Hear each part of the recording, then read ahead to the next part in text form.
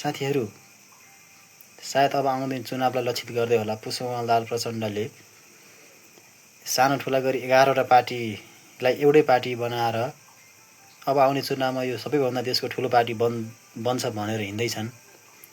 र उतापट्टि फेरि केपी शर्मा ओलीले चाहिँ आफ्नो पार्टी छोडेर गएका पुराना मित्रहरूलाई आफ्नो पार्टीमा तान्दैछन्।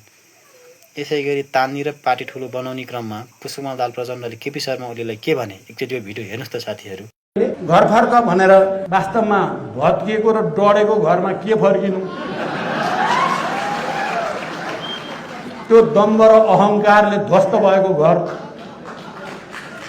फर्किने उस्तै फर्के होला जस्तो लाग्छ।